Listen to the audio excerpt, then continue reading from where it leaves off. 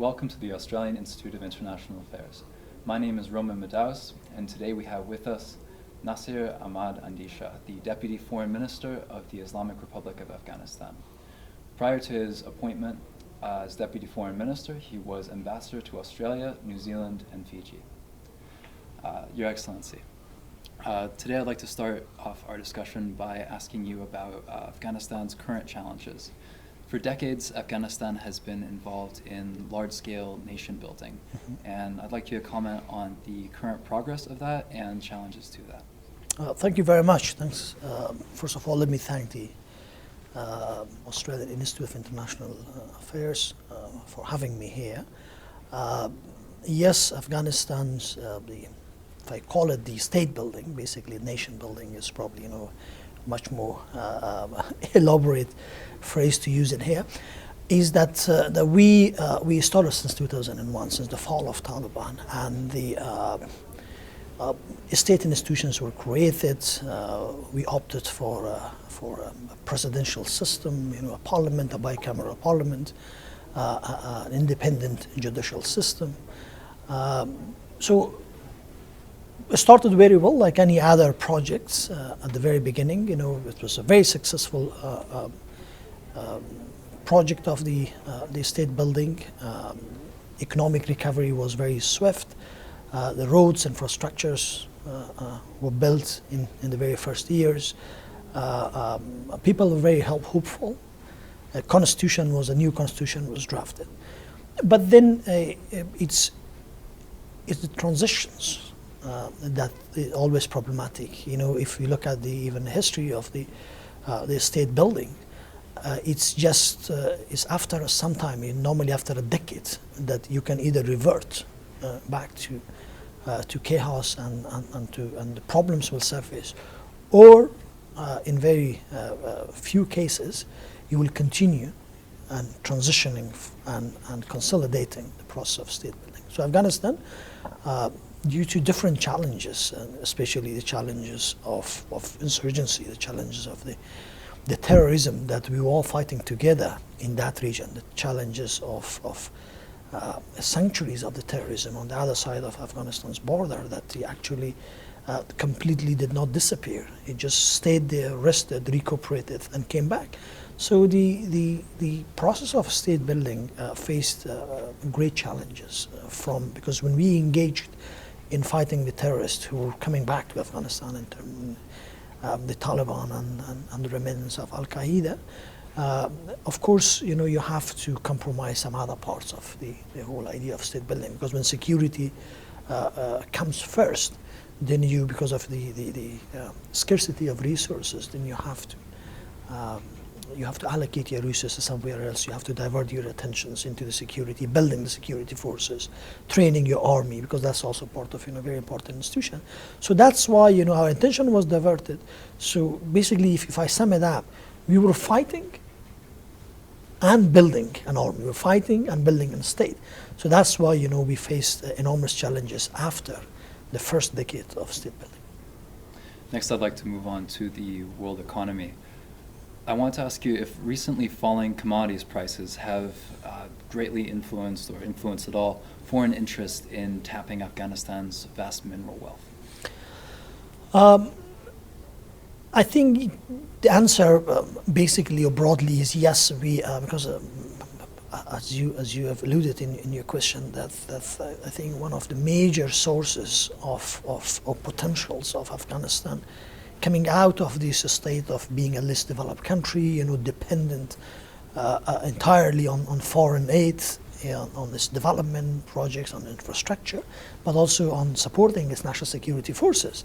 So coming out of this situation, the road ahead was using the Afghan minerals, extracting this and putting it into the market and finance our own expenditure from this, and this will lead to economic growth and development. Yes, in 2008, 2009, there was very large scale interest in the minerals and mining in Afghanistan. We leased one of the major copper projects that we had in Afghanistan to a Chinese company. There was interest in Afghanistan modest oil and gas sector, and there was interest in many other rare earth elements that we had. But yes, the decrease in the commodity in one hand and an increase in the insecurity on the other hand reduced the interest and brought down the level of investments and even to some extent killed the potentials of other investments from sort of a diversified a portfolio of investors. Like, for example, it was very difficult for us in 2011 and 12 to really, find myself as an ambassador to here to convince major companies to go out and invest in Afghanistan. So that had its impact, and of course it will continue to have its impact if the commodity price is the same level that it is right now. That makes sense. Well, one bright spot in Afghanistan's near-term economic future is the World Trade Organization accession talks that are occurring right now as we speak. How does that have potential for Afghanistan's economy going forward? I think it's in next week that Afghanistan is joining WTO as an official member after almost 10 years of negotiation. So we joined WTO. It will have, I think several impacts, and the most, to me, it seems that the most important one of this is mostly symbolic, because you're joining, the main body of world trade. You're becoming a full member of, a family of major trading countries. But what practical benefits it will bring to Afghanistan is probably not that very much. It's not a game changer in Afghanistan joining WTO.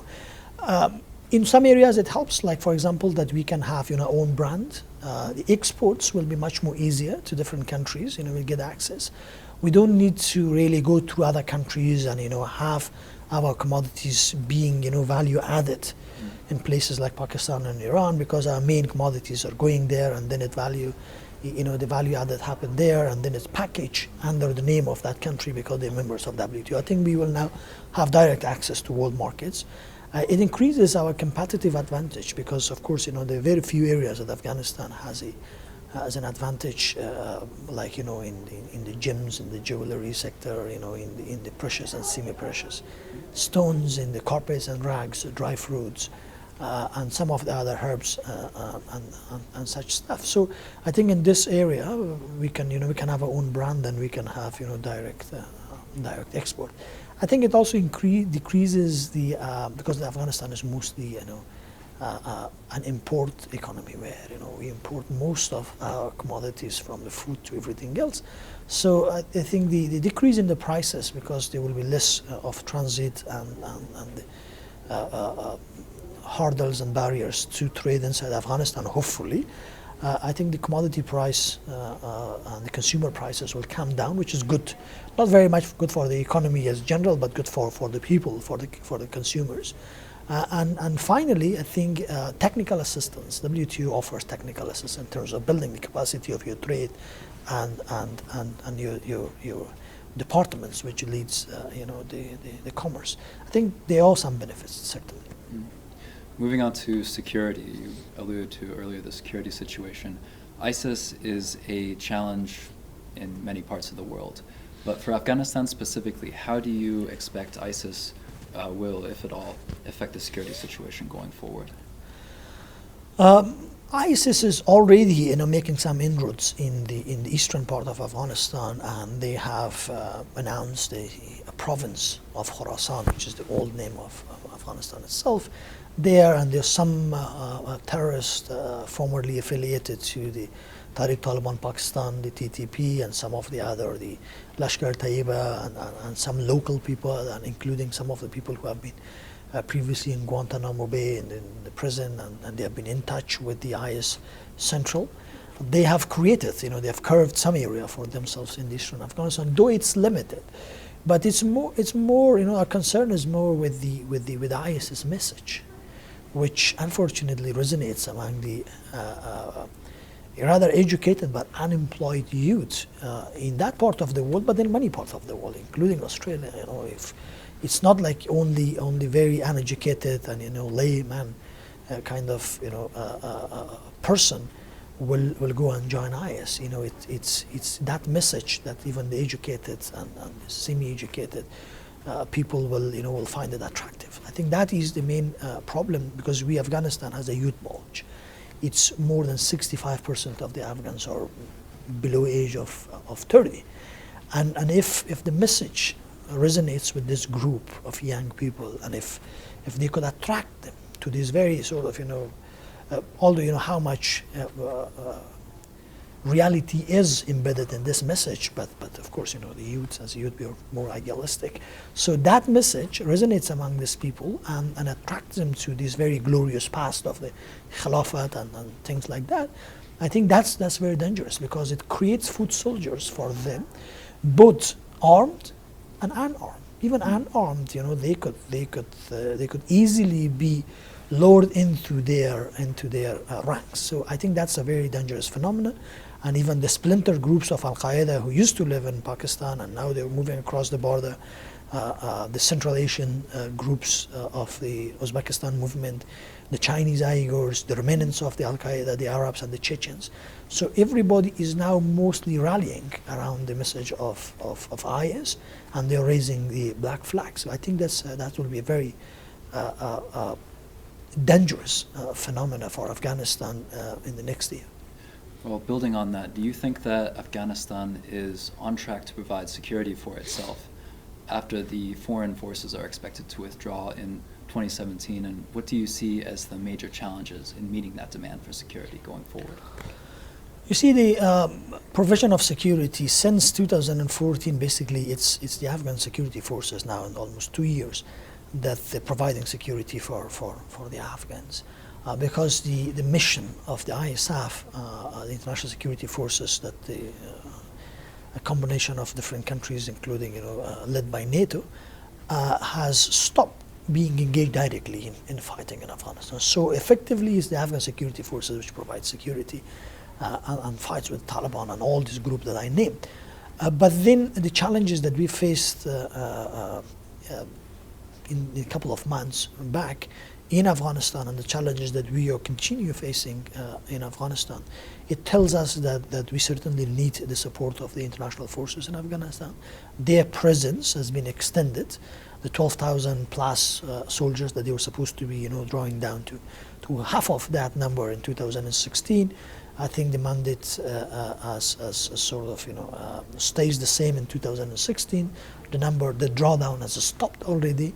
And there will be discussions on how to maintain the same level of force and increasing the air support, the intelligence support, the reconnaissance support, the surveillance support for the Afghan National Security Forces. I think cases like Kunduz shows that still our national security forces, while they can fight at the infantry level very bravely, but on the air support, on the other areas, on the naval areas and on the intelligence areas, they need continued support of the international forces, including the Australian forces in Afghanistan.